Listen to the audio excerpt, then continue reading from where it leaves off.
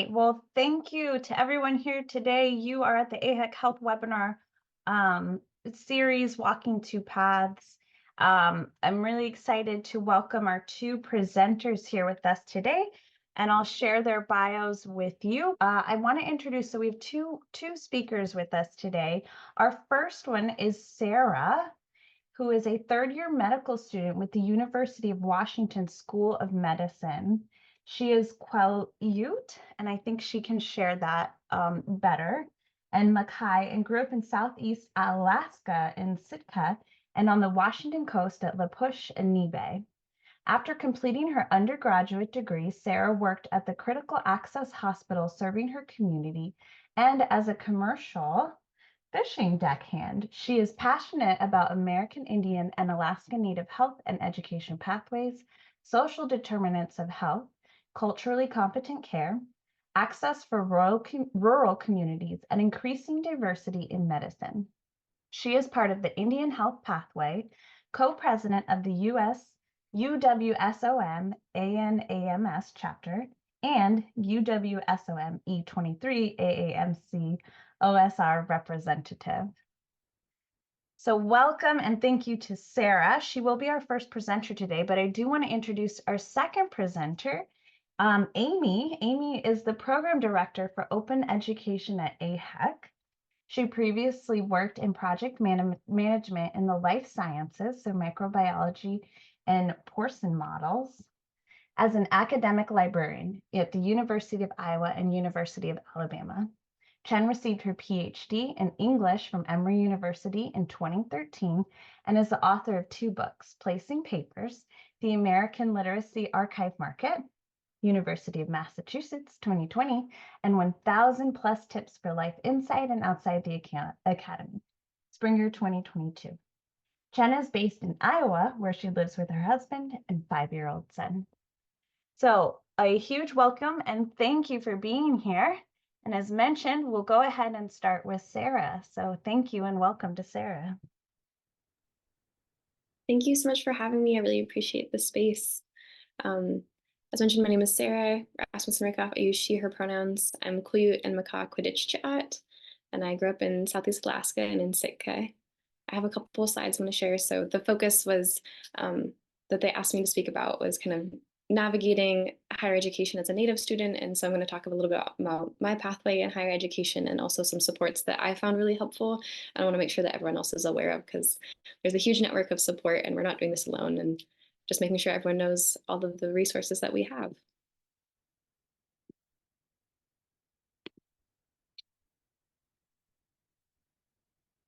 Okay, so like I said, this is who I am. I'm from Sitka.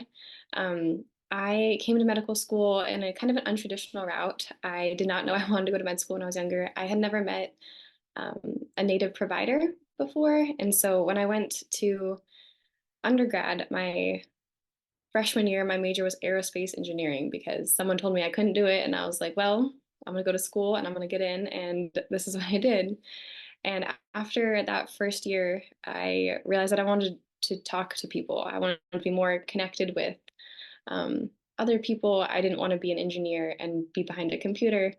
And I knew I wanted to get back to my communities. I know that the care that we had received growing up, just because of the rural aspect of where Sitka is and where Push and Neah Bay are affected our healthcare, but also who we were as a community and how our providers and viewed us also changed the healthcare that we received. And I knew that I wanted to be part of that change and to make sure that my community received the care it deserves and that they need. And so I transferred my sophomore year. I went to Linfield. It's a small school in Oregon. I ran cross country and distance track there, and I graduated with a degree in biology and a minor in chem. And at that point, I'd still never met a Native physician. So I was kind of preparing myself for maybe this career in healthcare, but I still didn't know what that looked like. And I didn't know anyone who had gone to med school, and I didn't know any of the requirements or kind of what supports were available. And so I went back home to Sitka. I worked at the hospital that served our community. It's a critical access hospital that serves the kind of whole Southeast Alaska region.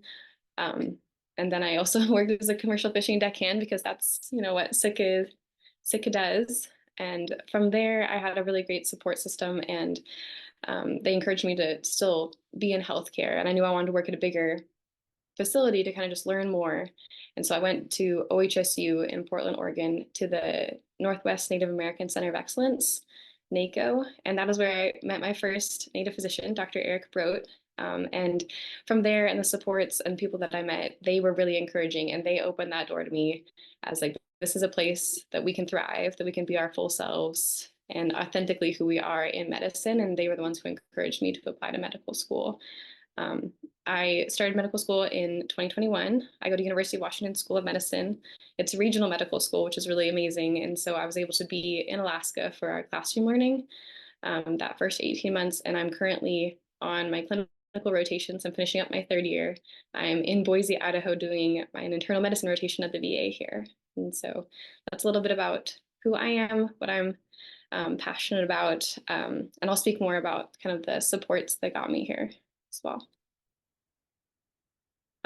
This is actually from the We Are Healers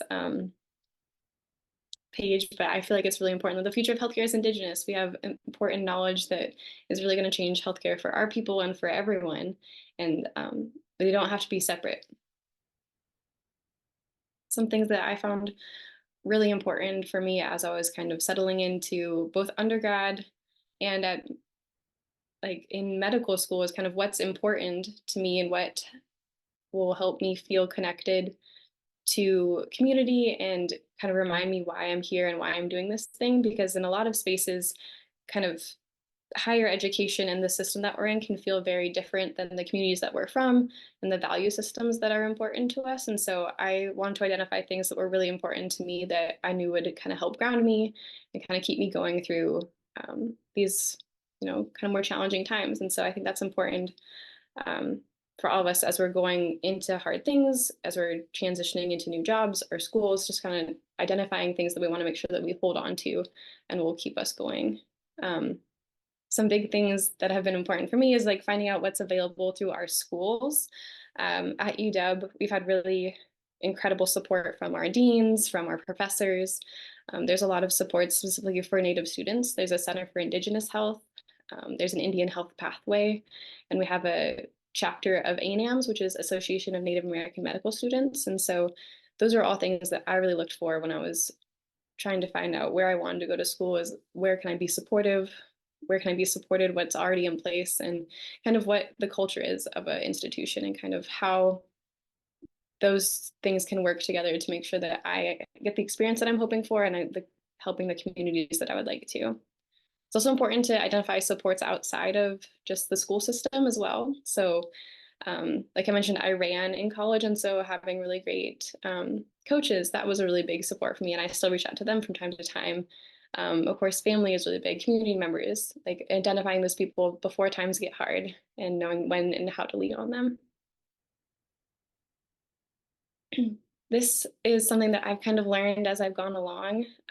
It took me a little bit to kind of find my voice. I feel like I was a rather quiet kid growing up, and I, sat, listened a lot. That's how I was taught, was how we should learn, is by sitting and observing and really soaking everything in. And as I've kind of gone on in school and into these new spaces where not everyone has the same experience, and maybe they haven't heard Indigenous perspectives before, learning that I have a lot to share, and like my classmates and our communities have a lot to both learn and teach. And so kind of being confident in ourselves and knowing that like the knowledge that we're bringing is just as important sometimes as the knowledge that we're receiving from these schools. And then these are some organizations that I think have been so helpful for me in general. And of course, they do so much to support Native students and Native communities across all of Indian country. ACES, American Indian Science and Engineering Society, they have a lot of chapters at both undergrad institutions and graduate school as well. They have really amazing scholarships, and they can connect people with a lot of really amazing internship opportunities. I really appreciate the support I've gotten from them in the past. I think they're a great organization. SACNAS is also very big. AIHEC, of course. Like I mentioned, NACO, Northwest Native American Center of Excellence, they were the ones who really opened my eyes as to what was possible, and I don't think I'd be in med school if I hadn't encountered them. They do a lot of supports as far as high school students kind of opportunities to experience what healthcare is like in their community, and a lot of post-bac pathways for medical school and others, nursing school, dental school, just kind of health pathway in general. SHEP-HEP is a really great program for freshmen and sophomores in undergrad, really great exposure. And some of these programs also have, if you're part of SHEP-HEP, you are preferred for interview later on as you return to school. American Indian College Fund, Native Forward Scholars Fund, those are both really great opportunities for scholarships. I will say something that was very daunting for me going into medical school was the cost of attendance. And with scholarships through organizations like this, I've been able to fund med school so far without loans. I think that's made a huge difference. And so I think that can be a barrier for some of us thinking of even applying, is the cost, and just knowing that there's a lot of supports out there is something that we should be aware of, and, you know, searching for those opportunities, because there's people who want to support us, and just kind of taking advantage of that as we can. I also think AIHEC, so Area Health Education Centers scholars, that's through a lot of undergrad campuses, especially if you're interested in health sciences. They have really great supports for 2 years programs, and they do involvement with communities. We Are Healers is another great organization. And then looking up like your specific school supports and also like your specific tribal supports, kind of what's available to you there. I think those are all really important. Yeah, so thank you again for having me. Thank you, Sarah. Thank you so much for sharing that information. Like we mentioned, if you have any questions for Sarah, go ahead, pop them in the chat, and otherwise we'll have time at the end of our webinar to go over questions. So next up, we have Amy Chen with AIHEC. All right, hi everyone. I'm going to share my screen.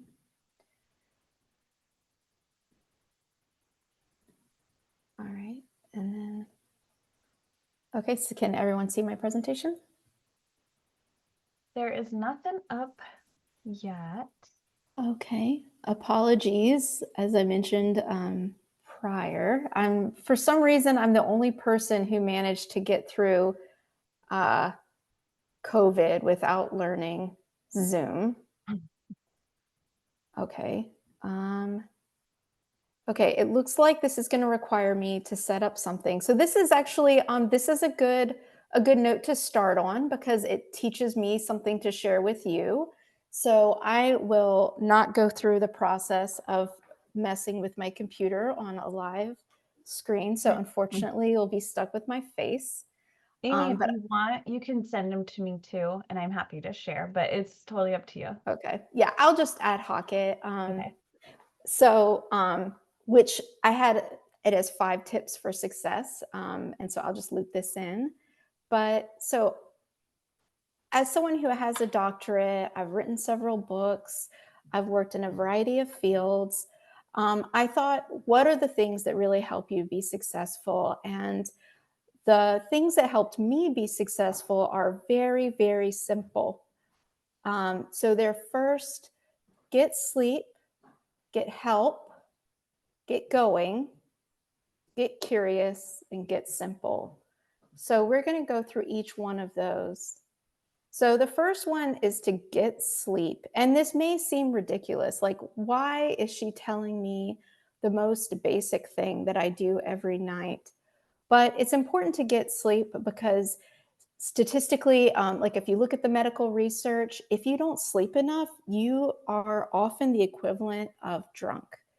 So it impairs your intellect, it impairs your decision making, and just impairs your global functioning. So if there's a choice between doing something and getting the sleep that you need for your body to function, choose sleep. So when I was in graduate school, I went through school very young, and I even took a year off between undergrad and graduate school. So but I started graduate school when I was only 22, and I was really overwhelmed. I was surrounded by people who were really, really smart, who were very, very sophisticated. I was in a cultural studies field, so I was around people that, you know, had traveled more widely than I had read more than I had done all the things, were all the things better than me, right? And I was so overwhelmed. And so my solution to that was just to work nonstop. But the problem is I worked so much that I stopped sleeping to the point I had to get on medication to knock me out physically.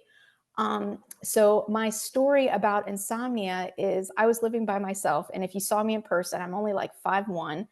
I saw myself in a mirror and I thought I was an intruder. I got scared at my own reflection. I also was very annoyed that I could not turn out the lights because the lights were the sun. I could not turn off the sun. So my message to you is just get some sleep. It will make all the difference to your functioning. It doesn't matter how brilliant you are if you don't sleep enough, because you will be trying to turn off the sun. Secondly, get help. So like Sarah before me mentioned, there's a whole network of people here to help you. And getting help is simply more efficient than doing everything yourself. There's so many people who want to help, that want to pull you up, that want to financially support you, that will help you in any way you need. So all you have to do is reach out. And also to think about, what do you need? So all of us, like I mentioned in my bio, I have a 5-year-old. So I'm always trying to teach him. All of us are good at some things and not so good at other things. And there's no shame in that. No one is good at everything. So think to yourself, what am I not as good at? Not because there's something wrong with you or there's some deficit in you, but what you're not good at is where you have space for others to support you.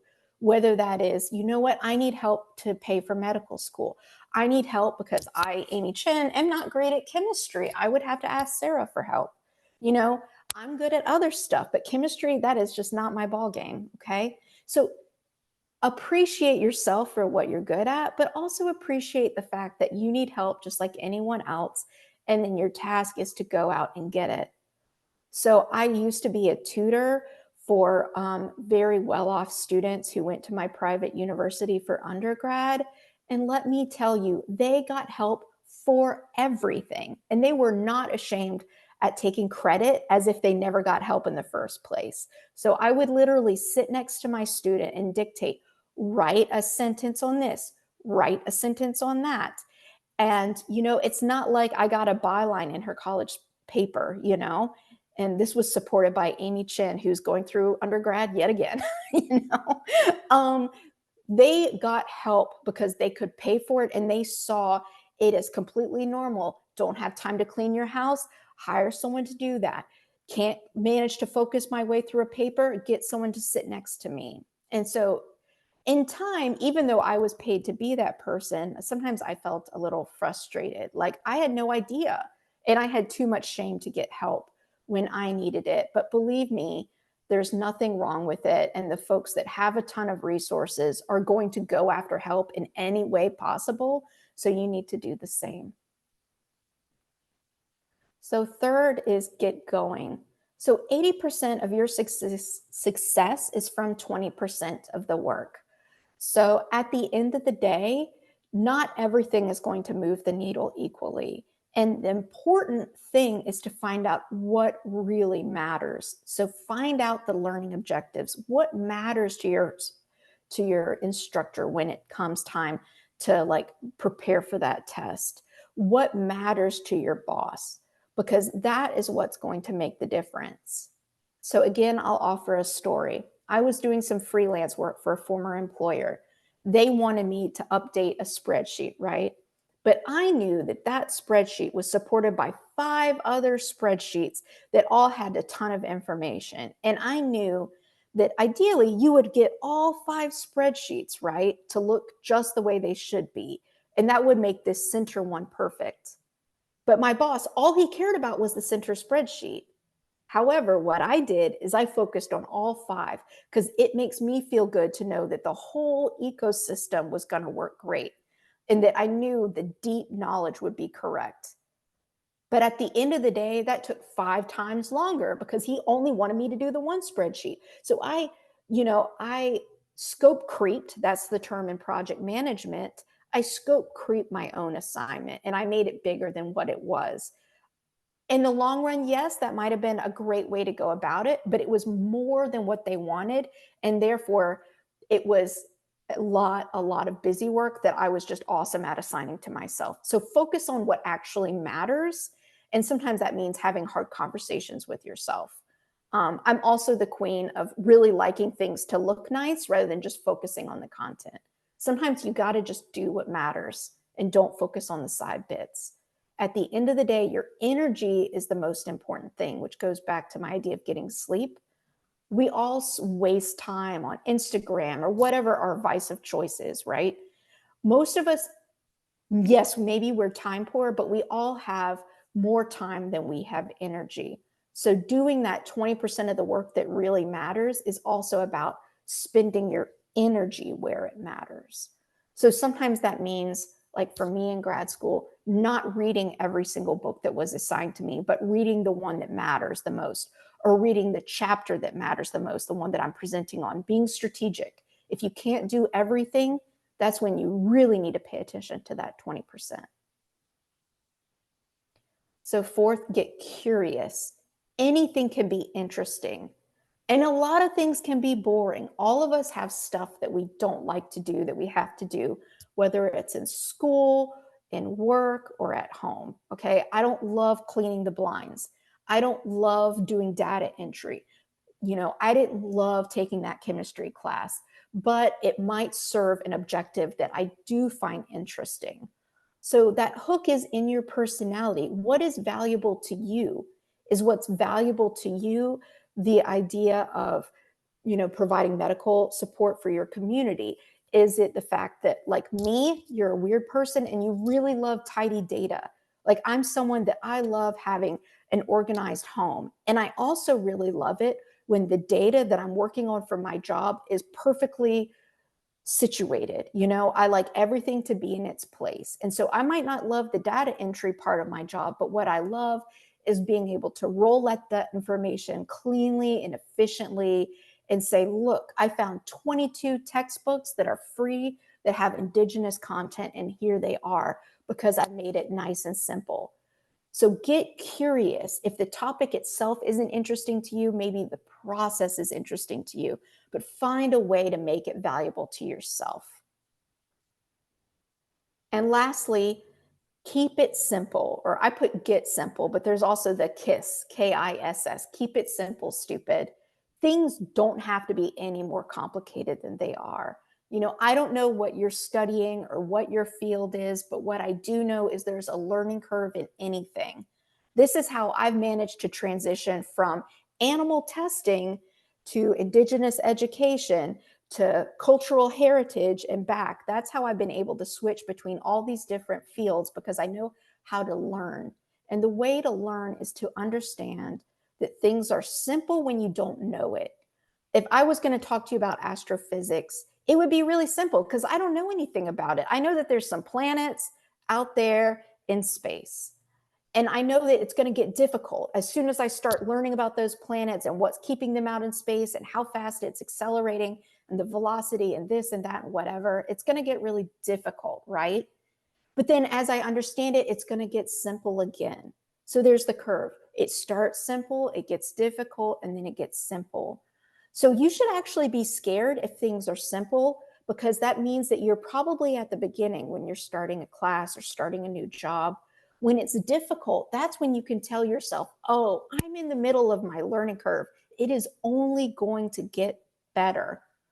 So even though it feels uncomfortable when everything's difficult, just know you're at the top of that learning curve and that you're going to come back down like a roller coaster and it's going to get easier. And one way to make it easier to learn is to teach others. So whether that's going home to your family and saying, look what I learned today, or teaching your kid like, oh, here's a funny story about this or that.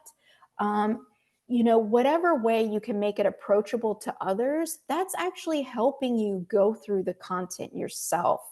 And especially how you would talk about, say, something you learned in class to your partner versus your child versus your parent. You're going to be interpreting it for different audiences. And the process of interpreting content to different people will keep it in your brain better. So if you teach it to others, it'll become simpler. And my last kind of personal takeaway is one way I make things simple and make it easier for me to learn difficult material is I have a very simple note-taking method where all I do is I put a header and then bullet points. I don't make complicated outlines of embedded, A's and then Roman numerals and then another set of letters. I don't make it super complicated. It's just topic, 4 bullet points, topic, 4 bullet points, So if I was going to take notes on my own topic, I would say, Amy's 5 tips: sleep, get help, focus on what's important, tie it back to my personality, explain it to others. Boom, that's it. And then if I wanted to take more notes, I would say, explain it to others as the header, and then some more bullet points, like how would I explain it to a 5-year-old? How would I explain it to a 55-year-old? Then if I can explain it to both audiences more or less, then I know I've got it. But the note taking is just so simple. You're not making it complicated. You can draw it out, whatever it takes. But just making sure that you boil things down to their most essential points, the 20% will get you the 80%. So those are my 5 tips for success. I'm really sorry you didn't get to see my slideshow, but to be honest, it wasn't going to rock your world. I just want you to know that the little things like asking for help and getting enough sleep, I swear will get you 80% of the way. That's what worked for me. Just go to bed. So that's what I'll end with. All right, Amy, thank you so much for your presentation. So we have a lot of time for questions now for both Sarah and for Amy. So I invite you to drop questions in the chat, to take yourself off mute, and go ahead and ask. And we don't have any formal policy, so feel free to be open about unmuting and asking questions.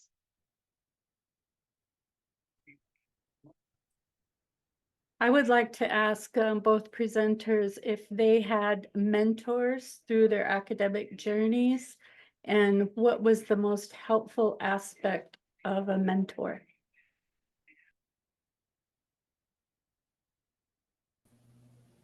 You want to go ahead, Sarah? No, please, you go first. Okay. I did and I did not. I will say, unfortunately, I had a difficult graduate school experience where my doctoral advisor was not a mentor.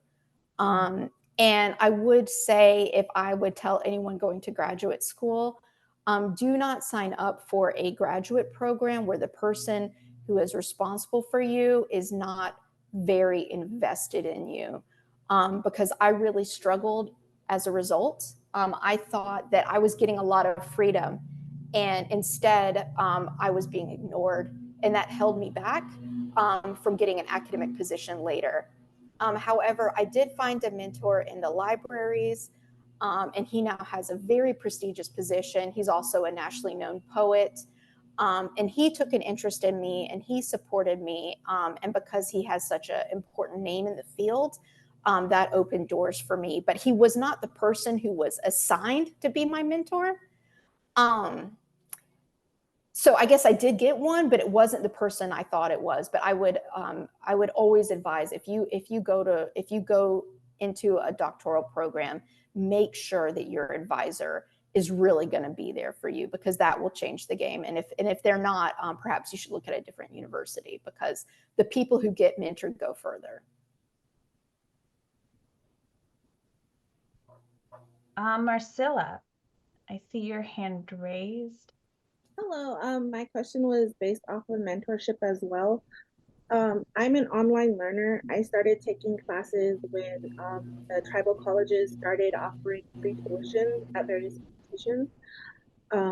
I've since then kind of found out what I want to do when I grow up. I'm an older student, but it did take me a really long time. But my trouble is, since being an online learner, it's hard. Like, how do I go about reaching out to the community, like the communities that I'm interested in?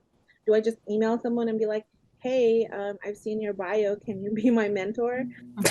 Is there a professional or a better way to go about doing that? I'm in the middle, I'm in my home. I don't get to go and experience campus and meet people that way. So I'm just not sure how, but I do know I need a mentor. I've been saying that, and I just don't know how to go about finding one. Yeah, I'll respond first just because I'm really like, oh, like it's kind of like you're going around being like, will you be my friend? Like, will you take care of me? Yeah, I think it is really hard. Yeah. And like you're finding out what you want to be as an adult. Like, I don't know, like I'm on so many careers. Like I'm, I mean, who knows what you'll be when you grow up. But I do think you have a benefit of being like the post-COVID era. I haven't personally done this, so I don't want to like overemphasize it, but hopefully people will understand that people live in a remote digital space. And, if you find people on LinkedIn, just like, hi, I'm a remote learner and I noticed that you have experience in the areas that I'm really interested in. Would it be possible for me to speak with you for 30 minutes or send you a couple questions? I think a small ask goes over better because some people get a lot of interest, and, also know that it's kind of a numbers game. You might have to try 5 people to get one, and to not be so thrown off if you get rejected or ghosted, which does kind of suck. I'm sorry, but just kind of know you're going to have to try a lot to get good feedback, and then just keep those asks small and kind of repeat. But, if you have a good connection to the person, or I was really interested in that presentation you recently gave, or that paper you wrote, or something that's personal, and then that can kind of, it flatters them. So a little flattery goes a long way. Okay. I like that, but another thing that is definitely something I'm gonna have to use, because I do have LinkedIn, but I don't really utilize it.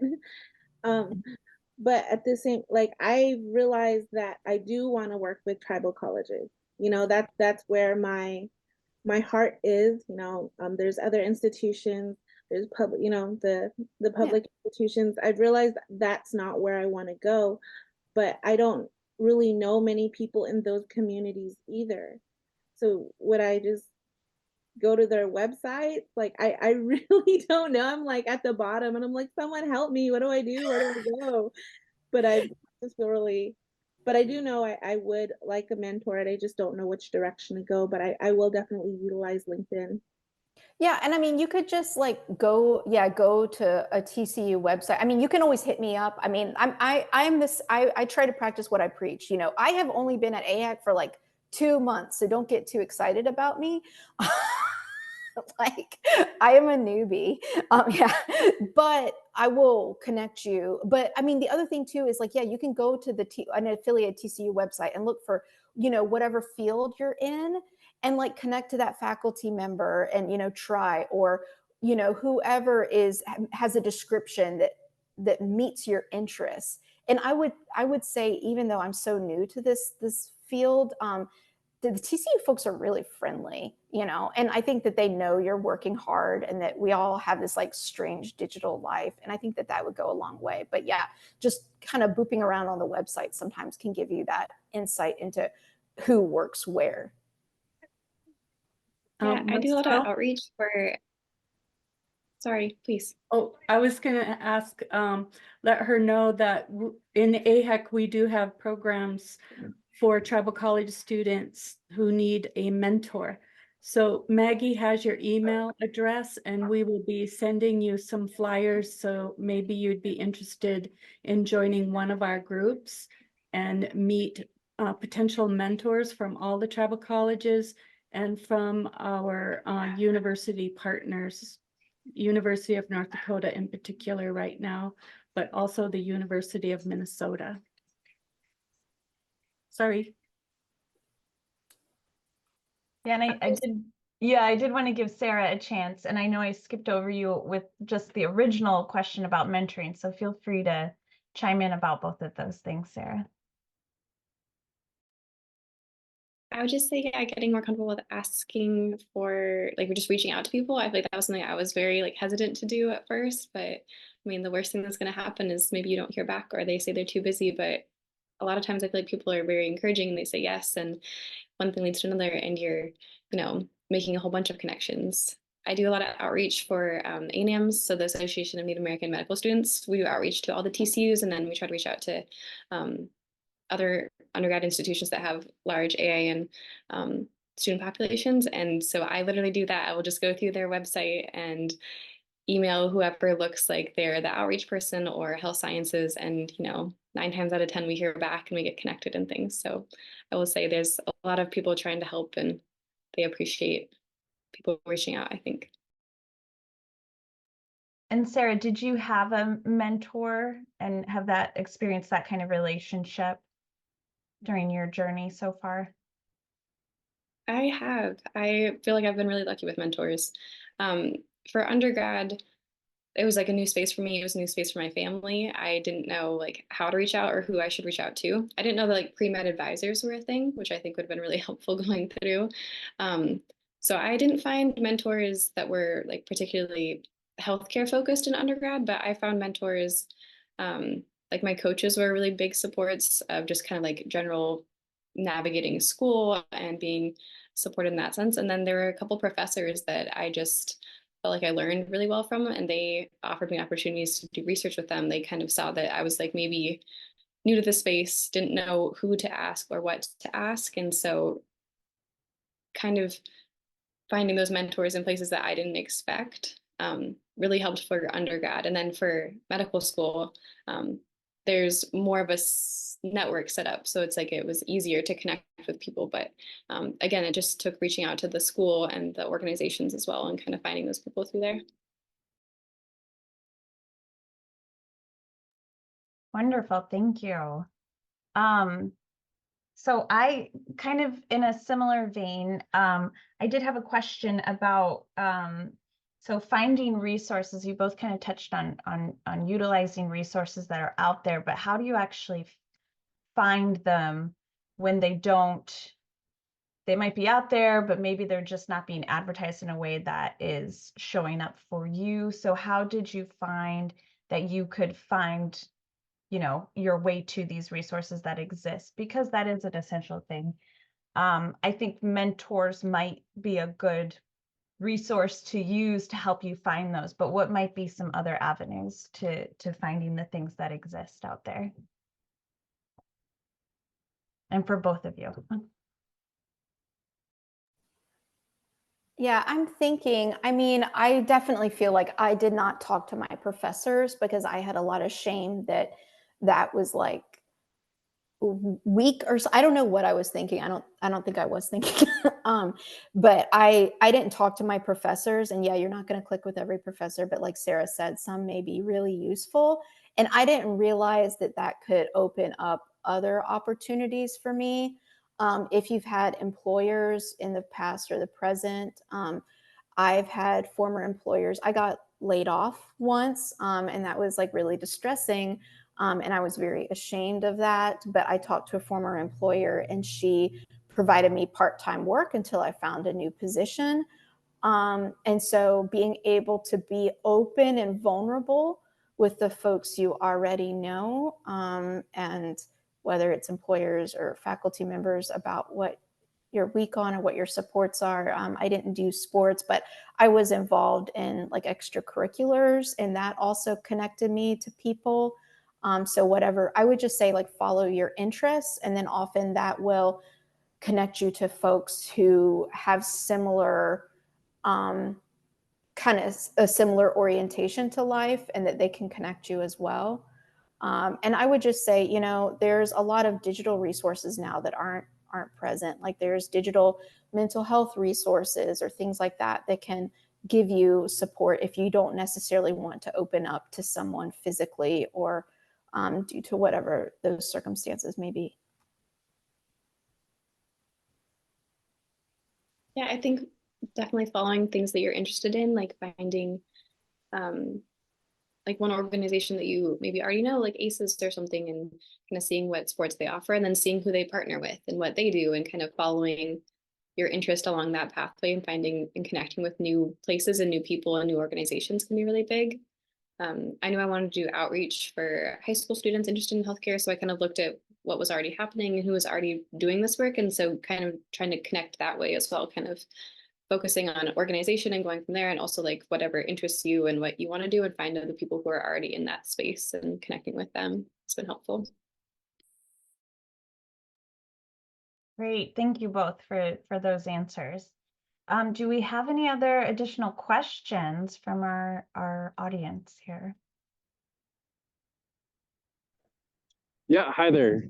I was just sort of wondering, I appreciated both presentations. I thought you guys did great. You know, one of the things that I feel like students don't get to hear a lot about is the struggle of things. And I'm just wondering if on your academic journey, if you guys had failures, and if you would share a failure with us and what you learned from it and how you move forward.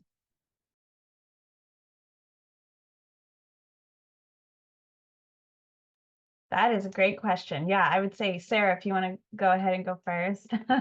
Yeah, I think it's a great question. And I think it's something we definitely need to talk about more.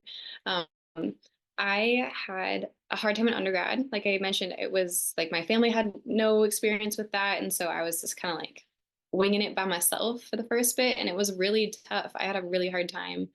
That's partly why I've transferred schools. I was just like, I was not uncomfortable in the space. And so needed to find a new institution that really supported me better. And then in medical school, I actually, I failed the first test I took. It was like 2 weeks into school, and it was like a 40 question multiple choice, and it's like a whole, they, you know, put everything at you all at once, and they're learning, and it's a new environment and everything. And so getting that first, like, oh my gosh, I'm in med school, like all this imposter syndrome, like, am I supposed to be here? And then having that hard first test was like a really big eye opener. And I will say, like, I had a really good supports after that, which was really nice. Our professors were awesome. The other, like my classmates were really great. Like we got to share like this hard experience together, and, you know, pick each other up and brush each other off, and it all worked out fine and all these things. But definitely there's been hard moments. Since then, there's gonna be more in the future, but I think they are been well supported through them, which I'm really grateful for. Yeah, I heard of this concept called the failure CV, or you could adapt it to be your failure resume. And it's kind of brutal. It's the idea that you make basically a shadow resume or CV of all your failures, like the programs you didn't get into, the grants you didn't receive, the publications. But yeah, I mean, I failed so much, like I could give a whole talk on just all the things I failed at. So maybe that's something to just keep in mind, that most people who are professionals have so many failures. It's like hard to pick. Which one do you want to know about?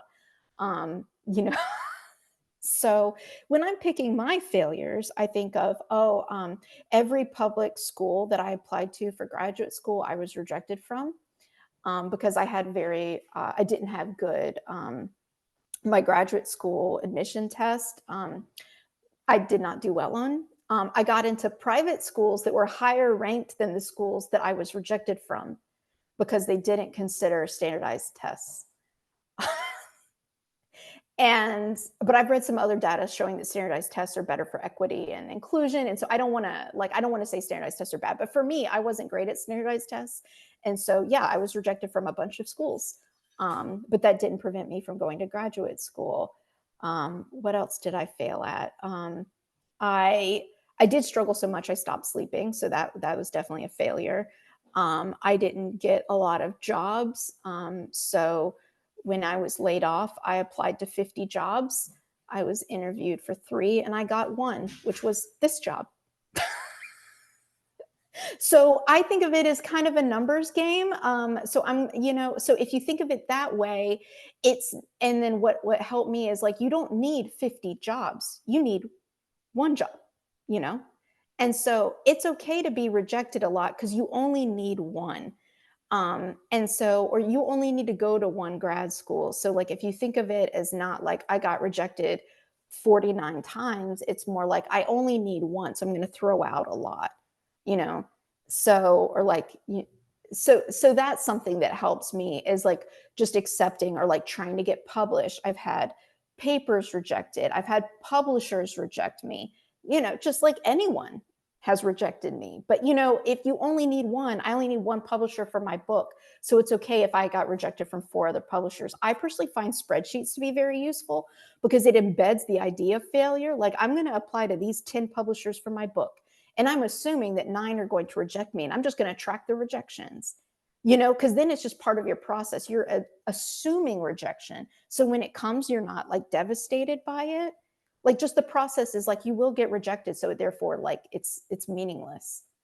So I hope that helps. But yeah, we all get rejected so many times, and if you don't fail, you're not really trying enough. And like, we all fail, and like, that would be a good topic, just all the things you can fail at. But yeah. Great, thank you, and very true. What other questions do we have today for our 2 presenters? Hello, I can, if it's okay, I can say something. My name is Tammy. I am currently working here in Alaska, or in Anchorage. I just want to say thank you. This is really helpful. I mean, just to hear, you know, from both presenters about school and their struggles. I said, I'm currently right now, I'm going to school myself, and I can relate to what Amy just said in regards to in regards to her chair or either her advisor not being very supportive. That is exactly what I'm going through. I'm so Um, sorry. but mentors are very helpful.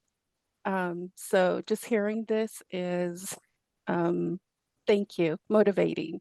I don't want to give up. I'm still, you know, trying to finish up. So thank you, everybody, for this. Well, we are really glad that this is resonating with you, Tammy, and I think we've learned a lot of good things from Amy and Sarah today about kind of going on, keeping on. I did have a question for a little bit more for Sarah. So Amy, you mentioned in your presentation, you know, the idea of like keeping it simple. And I just was wondering, and you kind of laid out some examples with that. I was wondering, Sarah, if you just had any kind of coming from your perspective and your experiences, if you had any sort of similar advice to that concept of like keeping it simple, focusing, and yeah, so I was just curious what you might have.